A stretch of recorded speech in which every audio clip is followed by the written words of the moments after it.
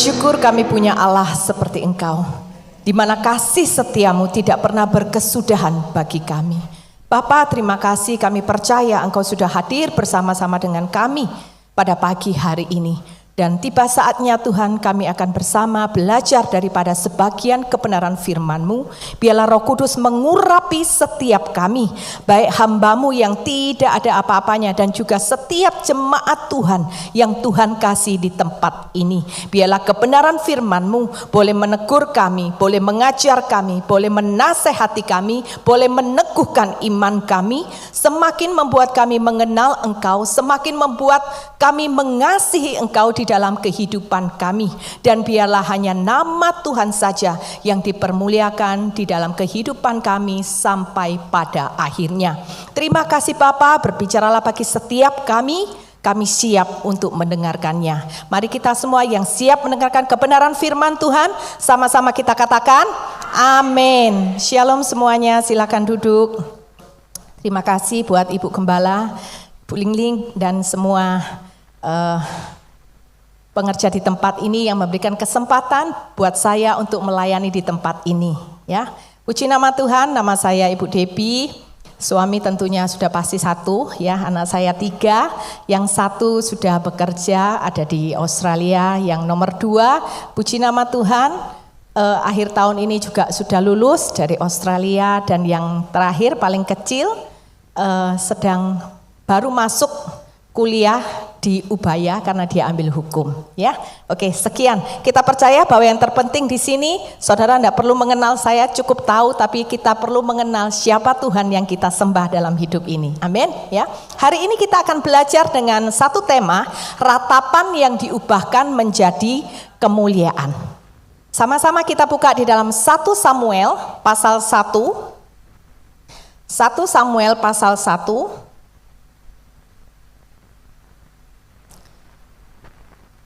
Ayat 5 sampai 28. Kita baca terlebih dahulu ayat 5 sampai 8. Meskipun ia mengasihi Hana, ia memberikan kepada Hana hanya satu bagian, sebab Tuhan telah menutup kandungannya. Tetapi madunya selalu menyakiti hatinya supaya ia gusar karena Tuhan telah menutup kandungannya. Demikianlah terjadi dari tahun ke tahun. Setiap kali Hana pergi ke rumah Tuhan, Penina menyakiti hati Hana sehingga ia menangis dan tidak mau makan. Lalu Elkana suaminya berkata kepadanya, "Hana, mengapa engkau menangis? Dan mengapa engkau tidak mau makan? Mengapa hatimu sedih? Bukankah aku lebih berharga bagimu daripada 10 anak laki-laki?" Saudara, kita tahu siapa itu Hana, ya. Hana ini adalah seorang istri dari Elkana yang mempunyai madu yang bernama Penina. Hana ini berparas cantik dan dia sangat dikasihi oleh suaminya, ya. Tapi karena kemudian mereka tidak memiliki anak, akhirnya suaminya menikahi Penina agar memiliki keturunan. Dan kita tahu bahwa Hana ini adalah seorang wanita yang suka berdoa. Seorang wanita yang cinta akan Tuhan. Tapi ternyata saudara, ketika saya membaca ayat ini, saya menemukan bahwa apa? Ternyata Hana sekalipun ia adalah wanita yang suka berdoa, tapi ternyata di dalam hidupnya masih ada berhala. Ya, coba kita lihat berhalanya apa bagi Hana. Dikatakan di sana bahwa apa? Madunya itu selalu menyakiti hatinya supaya ia gusar karena Tuhan telah menutup kandungannya. Dan terus menerus setiap tahun, setiap kali pergi ke rumah Tuhan, Penina ini menyakiti hati Hana.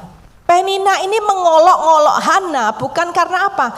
Dia tidak berkata, "Oh, kasihan deh kamu, suamimu lebih mengasihi aku, makanya dia nikahin aku." Enggak, tetapi dikatakan oleh kebenaran firman Tuhan bahwa Penina menyakiti hati Hana karena Tuhan telah menutup kandungannya. Jadi jelas bahwa apa?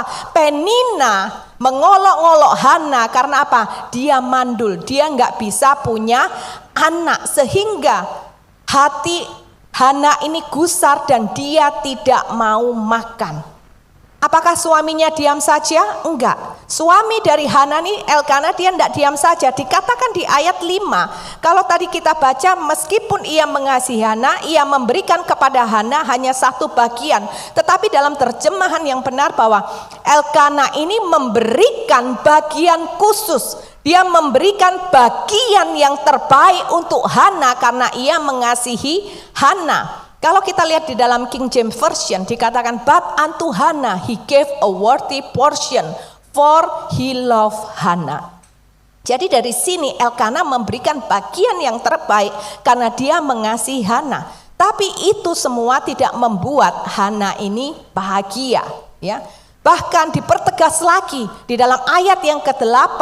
Elkana berkata, mengapa engkau menangis, mengapa tidak mau makan, mengapa engkau sedih? Bukankah aku ini lebih berharga bagimu daripada 10 anak laki-laki? Tapi ternyata apa?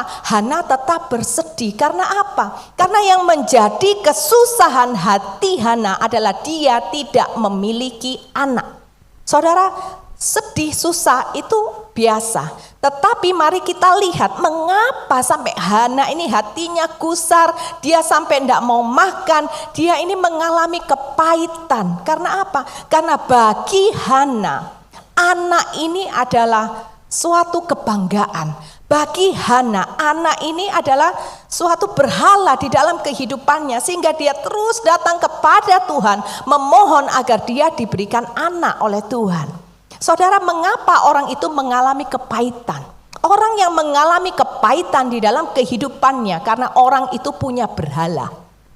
Contohnya begini, ketika kita mengalami pergumulan ekonomi, jikalau uang itu tidak menjadi berhala dalam kehidupan kita, maka orang mau mengatain kita apa, orang mengolok-ngolok kita apa, berkata kita miskin, kita tidak punya uang, kita akan santai aja, biasa-biasa aja. Karena apa? Bagi kita uang itu bukan segalanya. Bagi kita uang itu bukan harga diri kita.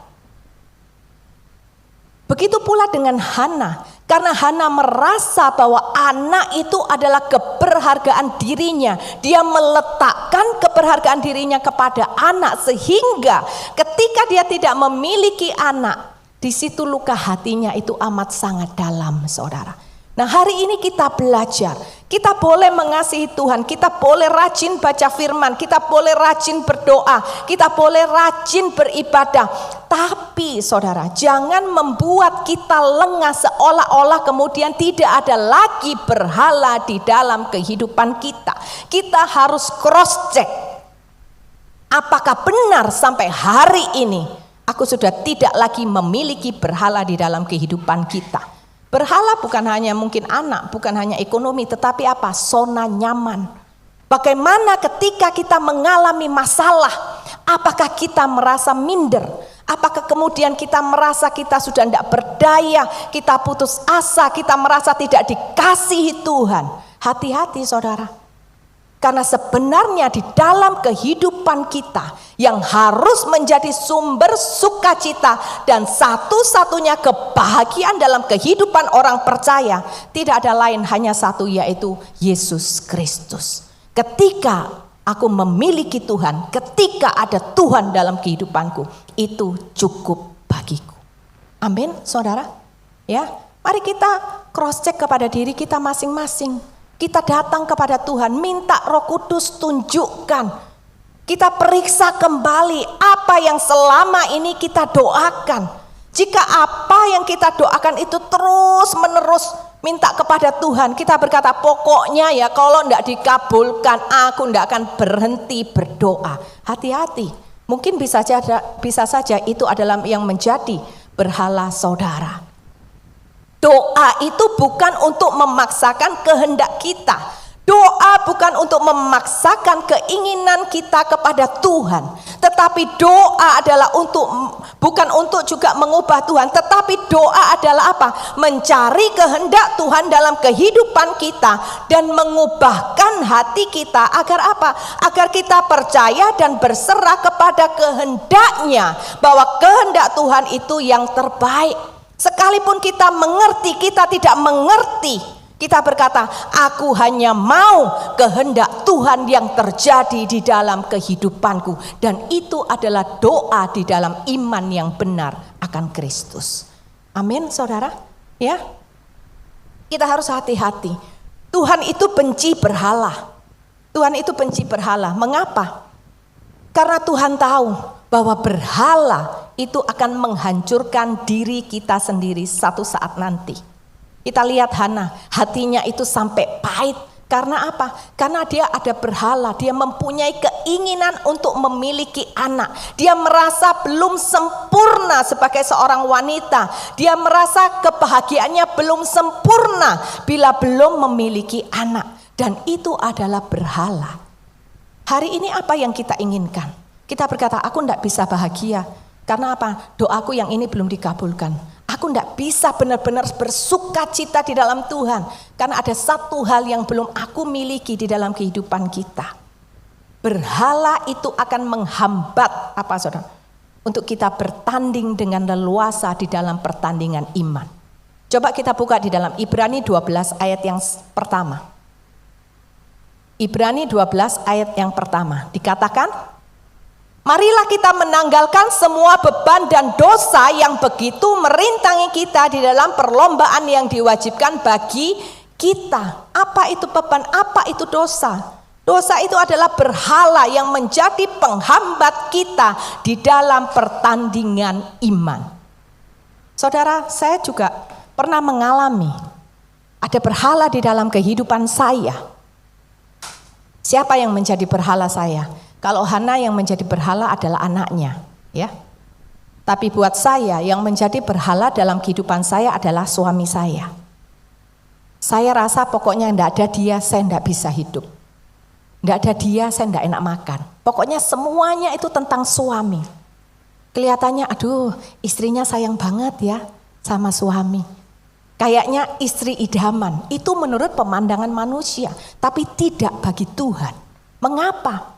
Tuhan mau kita mengasihi Tuhan di atas segala-galanya. Bahkan di dalam kehidupan kita, kita harus sadar bahwa semuanya itu dari Tuhan dan semuanya harus kembali kepada Tuhan.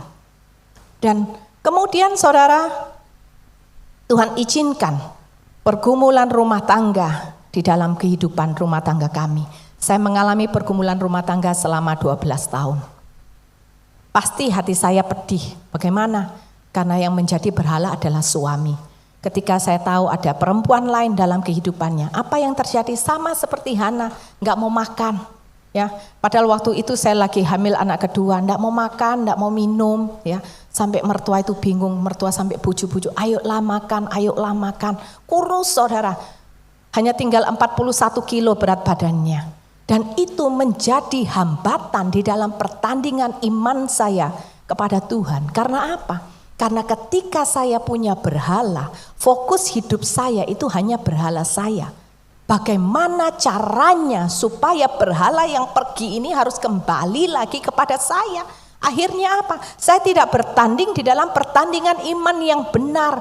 Saya pergi untuk apa? Saya pergi cari dukun, saya pergi cari peramal. Supaya apa? Supaya itu saudara, berhala itu kembali kepada kehidupan saya. Dan disitulah dimulai saudara bahwa kehidupan saya semakin hari semakin terpuruk. Karena apa? Dimulai semua kan ada berhala di dalam kehidupan saya. Amin saudara. Sejatinya di dalam kehidupan kekristenan, Kristus satu-satunya sumber kebahagiaan dan kebahagiaan kita. Sejatinya buat saudara dengan saya bersama dengan Kristus kita merasa utuh. Amin saudara. Coba kita periksa. Nyatakan itu dalam kehidupan kita. Bukan hanya slogan. Tapi benar-benar harus kita hidupi. Apakah benar saat ini Tuhan sumber dan satu-satunya kebahagiaan di dalam kehidupanku. Koreksi saudara. Mari kita koreksi sama-sama. Saya pun juga koreksi. Apakah masih ada berhala di dalam kehidupan kita, pasangan kita, anak, harta, kenyamanan, jabatan, bahkan pelayanan sekalipun. Apapun itu, hari ini kita mau bertobat bersama-sama di hadapan Tuhan. Amin saudara ya. Kita lanjut, kita baca ayat yang ke-9.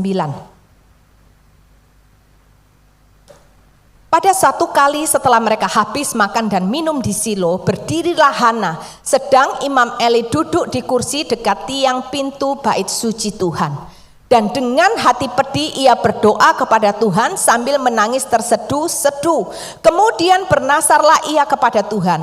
Tuhan semesta alam, jika sungguh-sungguh engkau memperhatikan sengsara hambamu ini dan mengingat kepadaku dan tidak melupakan hambamu ini, tetapi memberikan kepada hambamu ini seorang anak laki-laki, maka aku akan memberikan dia kepada Tuhan untuk seumur hidupnya, dan pisau cukur tidak akan menyentuh kepalanya. Ya. Dan kita lihat ayat 16. Janganlah anggap hambamu ini seorang perempuan dursila, sebab karena besarnya cemas dan sakit hati aku berbicara demikian lama. Saudara, ketika Hana ini hatinya pedih, ya, ketika hatinya gusar, dia datang kepada Tuhan. Ya, karena memang dia adalah seorang wanita yang suka berdoa. Dan kemudian di dalam doa, Hana ini mengalami perjumpaan dengan Tuhan yang mengubahkan paradigmanya. Hana berkata kepada Tuhan, jikalau Tuhan memberikan dia seorang anak, maka dia akan mempersembahkan anaknya kepada Tuhan menjadi seorang nasir Allah. Kita belajar bahwa doa itu membawa perjumpaan yang menghasilkan komitmen yang benar di dalam kehidupan kita. Bagaimana doanya? Kadang-kadang ibu-ibu tuh ya banyak yang konseling dengan saya gini, Bu, kalau saya bilang, Bu, ayo berdoa, karena kekuatan kita hanya doa dan firman. Betul saudara? Kita tidak bisa melihat contoh kehidupan orang lain kemudian kita menjadi kuat. Oke, bolehlah hanya menjadi teladan, tapi itu hanya sesaat. Apa yang bisa membuat kita kuat selamanya? Ketika saudara dengan saya punya hubungan yang baik dengan Kristus. Melalui apa? Melalui doa dan melalui kebenaran firman Tuhan.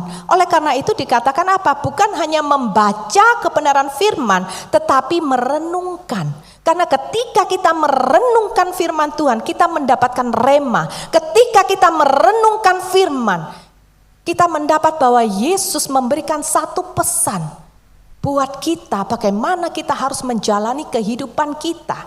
Ketika kita membaca firman, kita mendapatkan kekuatan. Sehingga firman, membaca firman, merenungkan firman dan doa pribadi, hubungan kita dengan Tuhan itu tidak bisa dipisahkan satu dengan yang lain. Tapi biasanya ibu-ibu yang konseling dengan saya berkata gini, Bu, ibu kok bisa ya doa? Kalau saya lagi ada masalah saya tidak bisa doa, Bu. Saya katakan apa? Jangan biarkan masalahmu menghentikan kesalehanmu. Jangan biarkan penderitaan menghentikan doamu kepada Tuhan. Dan ini yang dilakukan oleh Hana. Apa yang dialami oleh Hana itu enggak mudah. Setiap kali dia diolok-olok sama Penina. Tetapi puji Tuhan, Hana adalah wanita yang suka berdoa. Sehingga dalam keadaan apapun dia tetap datang kepada Tuhan. Saudara, saya tahu wanita sama laki-laki itu berbeda. Kalau wanita suka main perasaan. Kalau laki-laki suka main logika. Tapi yuk kita belajar. Itu orang dunia, ya. Mari kita belajar bahwa standar kehidupan kita adalah kebenaran firman. Oleh karena itu kalau kita berkata, saya wanita di dalam Kristus. Makanya apa? Jangan manjakan perasaanmu. Justru kita harus apa? Menghadapi masalah itu dengan iman melalui doa. Nah ini sudah benar seperti Hana melalui doa. Tapi yang kedua yang harus kita perhatikan, bagaimana kita berdoa. Ini yang juga harus diperhatikan. Dalam kita berdoa jangan mendikte Tuhan. Tapi apa? Seperti yang Hana lakukan, dia mencurahkan isi hatinya kepada Tuhan. Dikatakan di dalam ayat yang ke-15, dikatakan apa? Tetapi Hana menjawab, bukan tuanku, aku seorang perempuan yang sangat bersusah hati. anggur ataupun minuman yang memabukkan tidak aku minum, melainkan aku mencurahkan isi hatiku di hadapan Tuhan. Doa itu mencurahkan hati kita di hadapan Tuhan. Kenapa saudara? Kita sukanya mencurahkan hati kepada teman sesama ya. Kadang-kadang kita juga harus lihat motivasi kita curhat itu bukan hanya untuk didengarkan, tetapi seringkali kita mencari teman sekutu. Supaya apa? Membenarkan apa yang keputusan yang mau kita ambil. Perasaan kita ini loh yang sakit hati, yang begini, kita cari teman. Iya memang enggak heran kalau kamu memang sakit hati, memang dia itu keterlaluan kok gitu ya. Apalagi wanita sama wanita, waduh kecap nomor 1, kompor LPG 3 kilo, gas gitu ya. Tapi mari kita belajar untuk apa? Jikalau kita berkata saya mengutamakan Tuhan dalam kehidupan ini, mengutamakan Tuhan itu dalam segala perkara, dalam setiap musim kehidupanmu, termasuk ketika engkau ada di lembah kekelaman, ketika hatimu galau, ketika hatimu gusar, ketika engkau bersedih hati, maka yang engkau ingat pertama itu adalah Tuhan. Datang cari Tuhan. Saudara, saya ini mungkin kalau orang ada yang bilang, Bu mana bisa kita ini tidak punya teman curhat. Saya berkata bisa. Karena saya mengalaminya, saya tidak punya mentor. Untuk mementori saya, mengalami pergumulan selama 12 tahun, tidak punya mentor saudara. Mentor saya itu hanya Tuhan. Karena saya orangnya tidak suka cerita kepada orang lain. Bahkan kepada orang tua saya, kepada mama saya tidak mau cerita. Karena apa? Saya tidak mau membebani pikiran mereka. Suami itu pilihan saya sendiri, ya udah saya tanggung jawab sendiri. Dan yang menjadi mentor saya adalah Tuhan. Dan itu yang juga saya lakukan di hadapan Tuhan. Selama mengalami pergumulan rumah tangga selama 12 tahun saudara. 6 tahun pertama itu yang tadi saya katakan bahwa saya mencari di luar Tuhan. Saya pergi ke dukun, saya pergi beramal. Tetapi satu kali di tahun yang ke-7 saudara, saya datang kepada Tuhan. Ketika kemudian ada seorang teman saya berkata gini, Debbie, nanti ada seorang hamba Tuhan mau telepon kamu, tolong diangkat ya. Saya angkat, kemudian hamba Tuhan itu hanya berkata gini, Ibu, coba ibu pikirkan, apa sih yang sebenarnya ibu cari dalam hidup ini? Kalau ibu sudah menemukan jawabannya, nanti ibu telepon saya, baru saya doakan ibu. Tutup, saya bingung, loh kok lucu ya, biasanya hamba Tuhan itu kan doakan, ini enggak saudara. Tapi pertanyaan itu membuat saya merenung. Saya merenung, hingga kemudian saya memutuskan saya masuk kamar, saya datang sama Tuhan. Saya curhat sama Tuhan. Saya ngomong, Tuhan, kenapa ya hidupku seperti ini? Kenapa? Saya tahu banyak perselingkuhan di luar sana, tapi kenapa Tuhan suamiku? Tuhan kalau boleh, tidak ada hukuman, sudah mau tak racun model suami seperti ini. Betul saudara ketawa mendengar cerita saya, tapi waktu itu saya menangis di hadapan Tuhan, mencucurkan air mata. Tisu itu 1 box sudah tidak cukup, sudah tidak tahu itu umbel sudah kemana-mana, gitu ya. Saya mencurahkan isi hati saya kepada Tuhan. Saya berkata, Tuhan aku enggak terima. Tuhan aku merasa gagal menjadi seorang istri. Aku merasa aku gagal menjadi seorang wanita. Karena apa? Suami saya adalah berhala saya. Ketika saya mencurahkan isi hati saya kepada Tuhan, memang saya merasa saya seperti orang gila. Karena apa? Saya ngomong sendiri.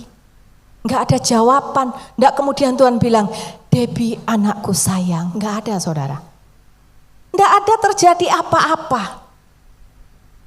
Hanya selesai saya berdoa, saya hanya merasakan satu hal, yaitu apa?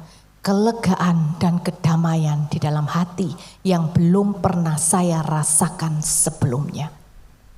Dan di situ membuat saya berpikir, Tuhan itu adalah Tuhan yang hidup.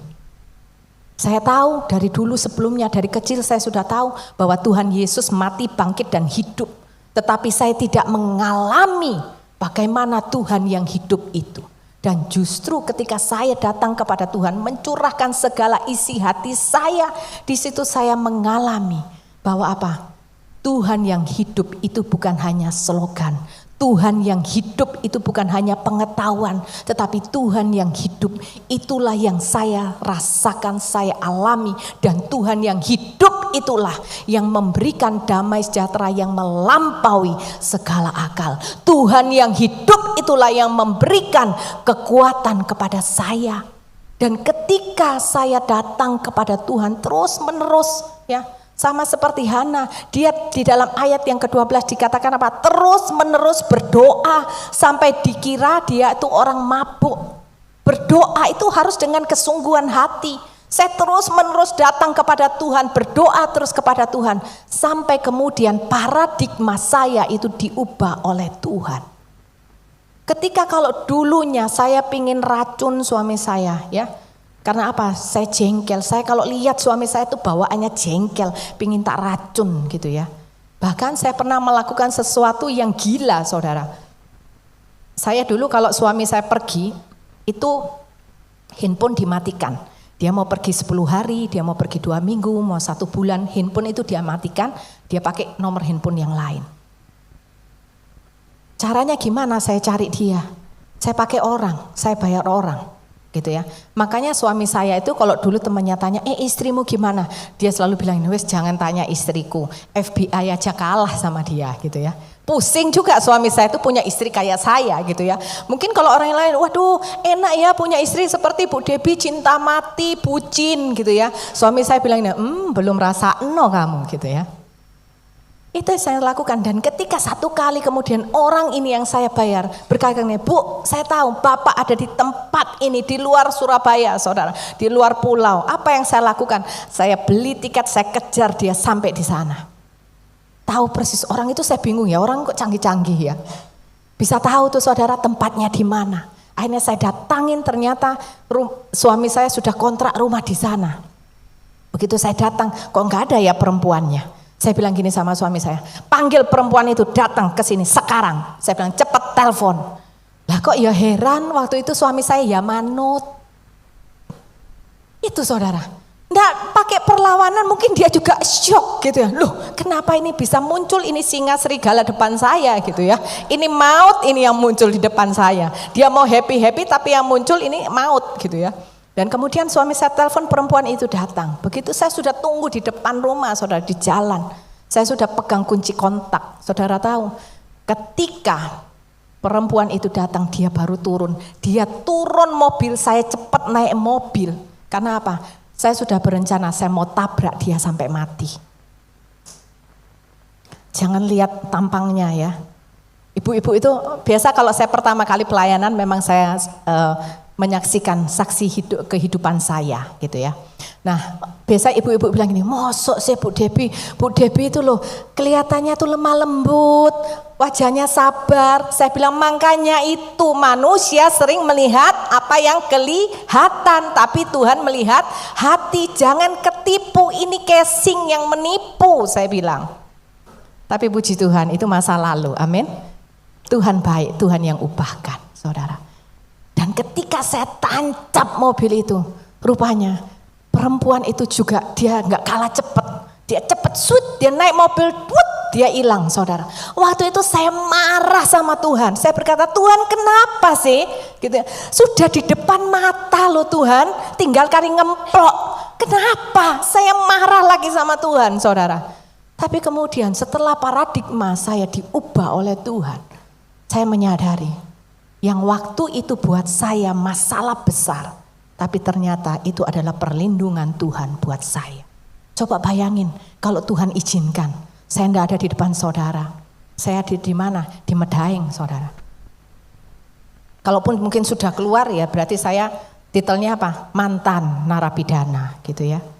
Nah ketika saya berdoa dengan sungguh-sungguh datang kepada Tuhan, dengan mencurahkan hati kepada Tuhan, saya tidak dikte Tuhan, saya tidak mau dikte Tuhan, saya mencurahkan hati karena saya tidak punya teman ngobrol. Saya tahu Tuhan itu mendengarkan, dia Tuhan yang hidup, dan di sanalah Tuhan itu mengubah paradigma saya. Sehingga apa? Ketika saya melihat suami saya nggak lagi jengkel, saya nggak lagi marah, tetapi apa? Timbul belas kasihan. Mengingatkan kepada saya bahwa apa? Saya adalah penolong bagi hidupnya. Kewajiban saya untuk membawa suami saya kembali kepada jalan kebenaran. Apakah saya hebat? Apakah karena saya pintar? Enggak. Semuanya karena Tuhan yang baik, Tuhan yang hidup, yang mengubahkan paradigma saya. Hari ini pun juga Tuhan tidak berhenti bekerja untuk terus mengubahkan paradigma saudara dengan saya. Sampai kapan? Sampai kita menutup mata. Karena apa? Sekalipun kita sudah puluhan tahun ikut Tuhan, tetapi pengenalan kita akan Dia tidak sempurna. Amin, saudara.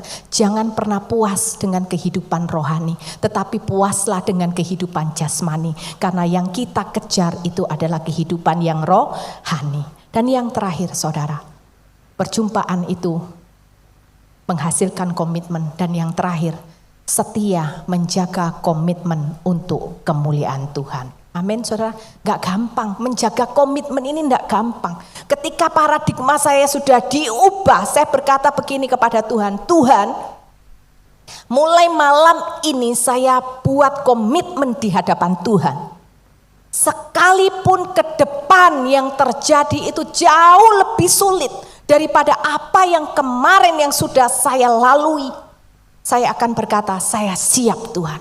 Karena mulai malam hari ini saya mengerti bahwa hidupku bukan tentang Debbie lagi, tetapi hidupku adalah tentang Kristus. Tapi untuk menjaga komitmen yang demikian itu enggak mudah. Ada godaan, ada cobaan. Ketika saya sudah buat komitmen seperti itu, bukan berarti langsung suami saya tuh langsung berubah gitu, bukan saudara. Itu Google ya, langsung berubah. Superman langsung berubah, enggak. Butuh 6 tahun lagi saudara, buat suami saya berubah. Dan puji Tuhan tahun 2015 keluarga kami dipulihkan. Kita belajar dari Hana. Yuk coba kita lihat ayat 24 dan ayat 28. Setelah perempuan itu menyapi anaknya, dibawanyalah dia dengan seekor lembu jantan yang berumur 3 tahun, 1 eva tepung dan sebuyung anggur. Lalu diantarkannya ke dalam rumah Tuhan di Silo. Waktu itu masih kecil betul kanak-kanak itu. Dan kemudian kita lihat ayat 28. Maka aku menyerahkannya kepada Tuhan. Apa saudara? Seumur hidup terserahlah ia kiranya kepada Tuhan. Lalu sujudlah mereka di sana menyembah kepada Tuhan. Hana menepati janjinya. Dia memegang komitmen di hadapan Tuhan. Dia berikan Samuel untuk Tuhan ketika mungkin Samuel berusia kurang lebih 3 tahun ya. Saudara tahu, nasir itu enggak selamanya nasir itu harus seumur hidup. Nasir itu juga bisa hanya dalam kurun waktu tertentu, hanya beberapa tahun itu juga bisa. Ya. Tetapi Hana ketika pertama kali dia berdoa sama Tuhan, dia bilang, Tuhan, kalau engkau memperdulikan penderitaanku, ya engkau berbelas kasihan, engkau berikan aku anak laki-laki, maka aku akan memberikan dia kepada engkau, begitu ya. Nah setelah dia punya anak, dia timang itu anaknya saudara. Apakah mudah untuk Hana memberikan itu kepada Tuhan? Gak mudah. Tapi lihat dia setia memegang komitmennya kepada Tuhan. Dia enggak pakai akal-akalan, dia bilang ini ya sudahlah enggak apa-apa tak kasih sama Tuhan setahun aja ya Tuhan. Kan enggak salah tetap tak kasih sama Tuhan. Tapi enggak seumur hidup cuman setahun, enggak. Dia setia memegang komitmennya di hadapan Tuhan. Di ayat yang ke-28 dikatakan, biarlah seumur hidup terserahlah ia kepada Tuhan. Tidak mudah bagi Hana, tetapi ia menepati janjinya. Ia tidak bergeming sedikit pun. Saudara, banyak dari kita kehilangan komitmen di tengah jalan. Karena apa? Karena fokus kehidupan kita hanya bagi diri kita sendiri. Ketika kita sudah ditolong oleh Tuhan, ketika kita sudah dipulihkan oleh Tuhan, kita lupa sama Tuhannya. Kita hanya sibuk euforia, senang-senang dengan doa yang sudah dijawab oleh Tuhan. Tapi mari saudara hari ini kita belajar untuk memegang komitmen kita di hadapan Tuhan.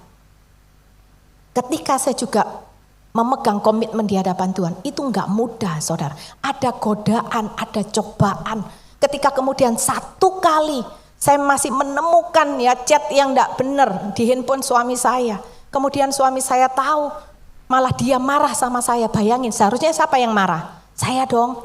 Tapi apa? Dia yang marah. Dia bilang, siapa yang suruh kamu ambil handphoneku? Saya bilang, saya tidak sadar itu handphonemu, karena handphone kami itu kembaran. Suami saya tuh suka kalau beli handphone yang sama dua, satu saya, satu dia gitu loh ya. Nah, saya kira itu handphone saya. Dan kemudian suami saya berkata gini, sudahlah Debbie, saya pikir-pikir kasihan kamu juga ya, kamu masih muda, sudahlah kita cerai aja, karena aku sudah tidak bisa sama kamu.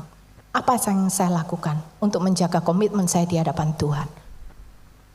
Saya tidak banyak bicara, saya bilang udah jangan ribut, saya tak masuk kamar dulu. Saya masuk kamar, saya kembali berdoa. Saya datang kepada Tuhan, Tuhan kuatkan hatiku. Gak gampang Tuhan, aku tidak kuat. Tapi aku percaya bersama dengan Engkau tidak ada satupun yang tidak bisa aku lakukan. Karena Engkau yang berkarya di dalam kehidupanku. Karena Engkau yang memberikan kekuatan dan sumber sukacita itu. Dan aku tahu aku menaruh pengharapan di dalam Engkau. Saya berdoa, saya menangis, saya selalu terapkan bahwa apa?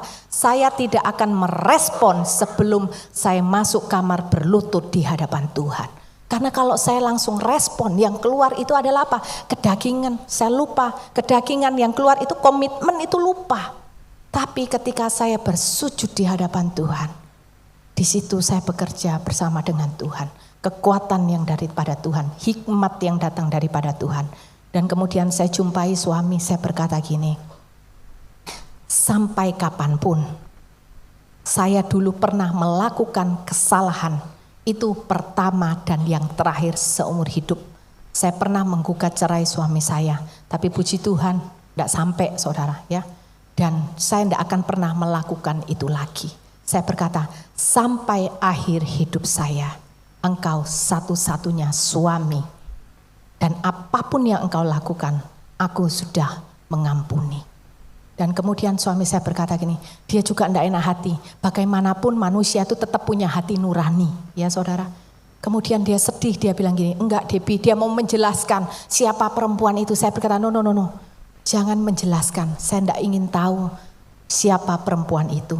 Yang saya tahu adalah bagaimana saya hidup harus tetap berkenan di hadapan Tuhan.